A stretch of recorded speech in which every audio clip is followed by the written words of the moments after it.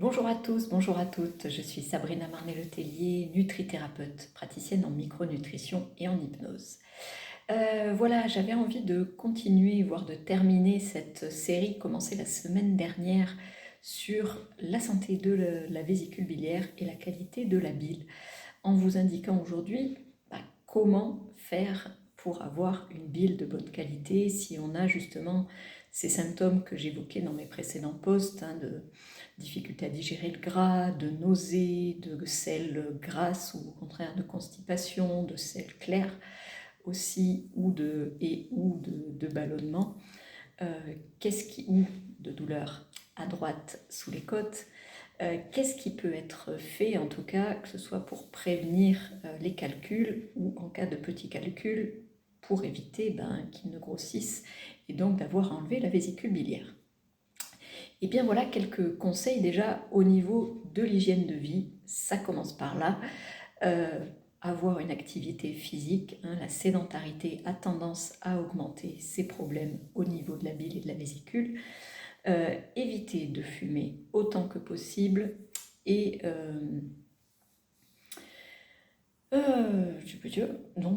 voilà, surtout éviter de fumer, avoir une activité physique, on va dire, c'est un petit peu un basique.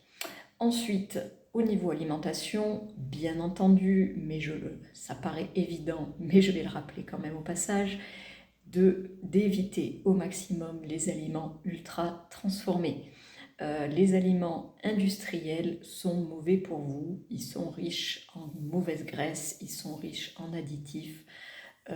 On va dire qu'ils sont mauvais à tout point de vue, mais pour l'aspect vésicule biliaire, il y a une corrélation qui est vraiment élevée entre cette alimentation ultra transformée et les problèmes de vésicule biliaire.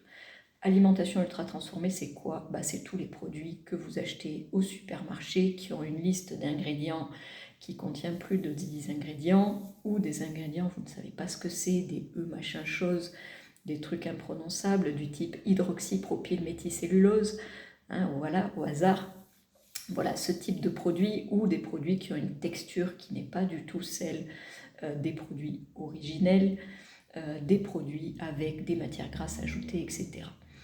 Les viennoiseries, les pizzas, les quiches, etc.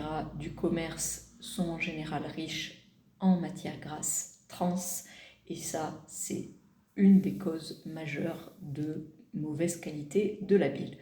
Donc ça, on oublie et on remplace par un maximum de fait maison ou à moitié fait maison, c'est-à-dire vous pouvez acheter des produits surgelés s'ils sont basiques. Vous pouvez acheter des légumes surgelés et derrière vous les cuisinez en quiche.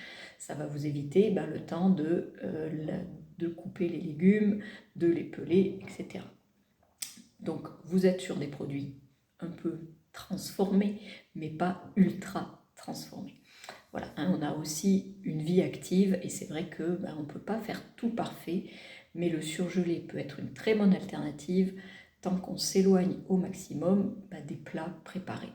Ça ne prend pas beaucoup de temps de se faire une ratatouille, ça ne prend pas beaucoup de temps de se faire un curry de légumes, un wok de légumes, et ça ne demande pas non plus beaucoup de talent. Je vous assure, mon mari y arrive. C'est une référence. Donc voilà, faites au maximum. Ensuite, si on veut rentrer dans les choses un petit peu plus pointues, je vous l'avais dit, dans les causes de problèmes de bile, de bile qui s'épaissit, on a la sensibilité, ou plutôt la résistance à l'insuline. Donc résistance à l'insuline, on sait ça amène au prédiabète puis au diabète, mais le fait d'avoir des pics d'hypoglycémie, d'hyperglycémie toute la journée, ça crée de la résistance à l'insuline.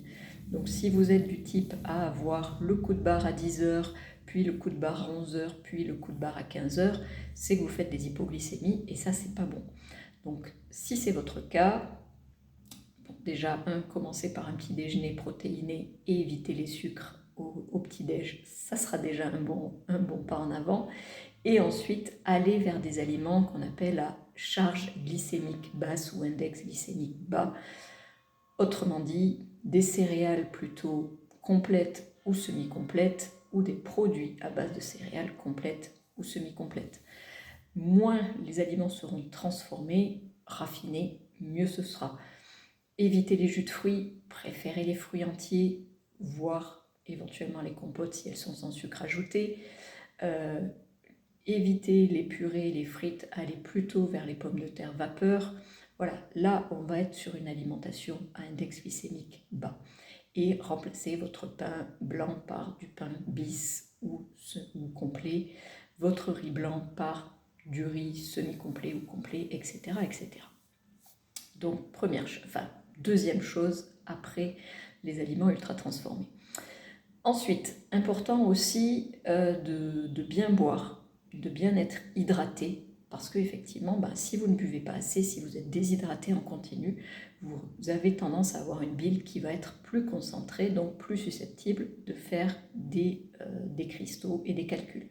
Donc s'hydrater, c'est avec de l'eau, éventuellement avec des infusions, mais pas de thé, pas de café, pas de maté, ça n'hydrate pas, au contraire, ça va même augmenter l'élimination des liquides, donc ça peut même déshydrater.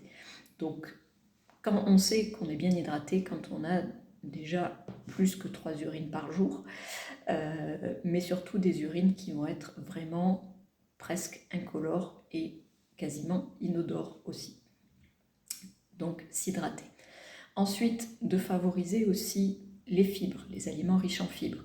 Alors ça peut être les fibres de céréales complètes ou semi-complètes, ça peut être aussi les fibres qui viennent de légumes ou de fruits.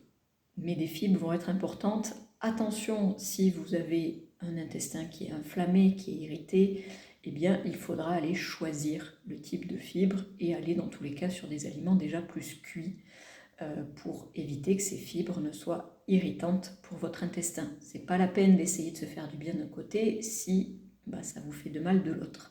Donc à un moment, il faut bien sûr adapter notre alimentation. Ensuite, évitez les régimes très pauvres en matière grasse.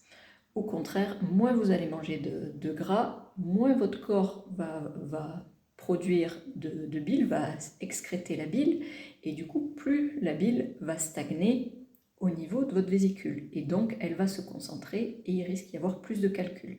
Donc, mangez du gras.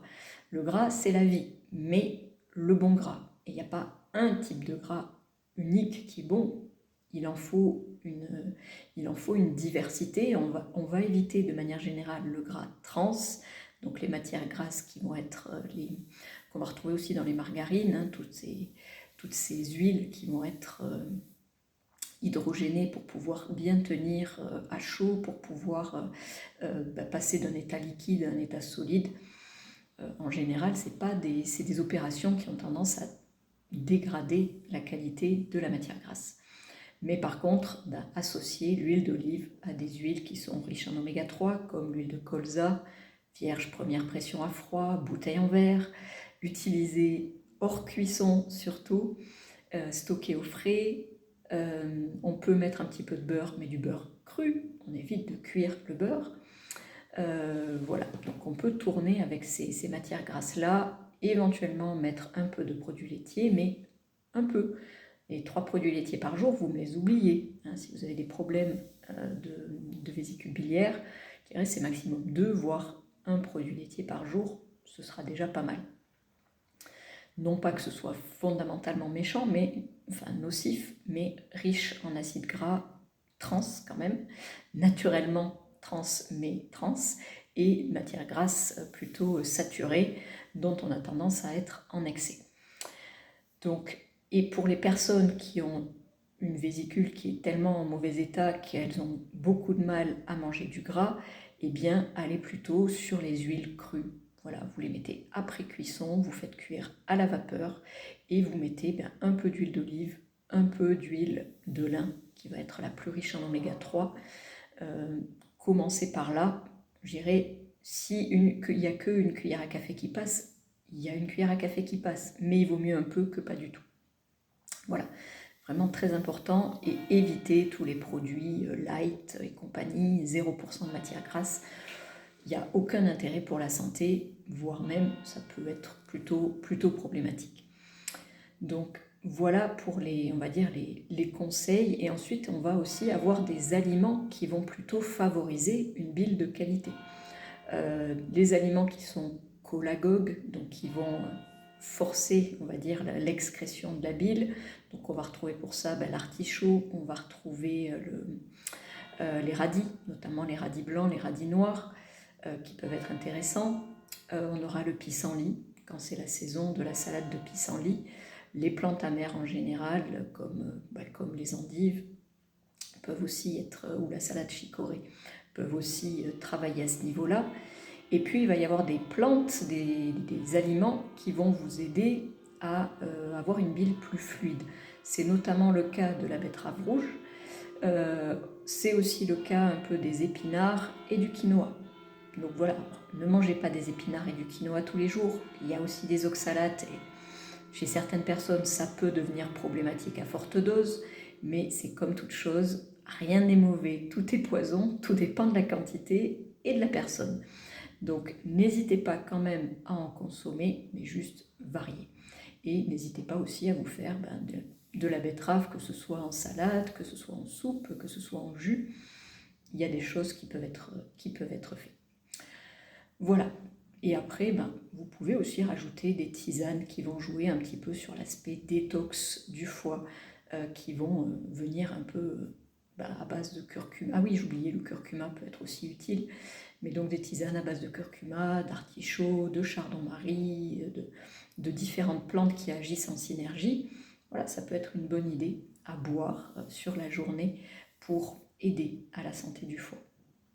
Et puis pour terminer, ce sera aussi de travailler sur les causes sous-jacentes que j'avais citées, hein, qui peuvent poser problème pour la bile, que ce soit une hypothyroïdie, que ce soit donc bien sûr un diabète, que ce soit le stress chronique, etc., etc. Je vous invite à aller regarder mon post la semaine dernière sur le sujet.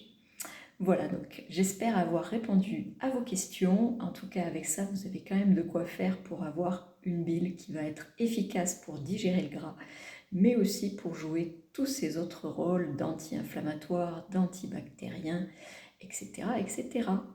Sur ce, bonne soirée, ciao ciao.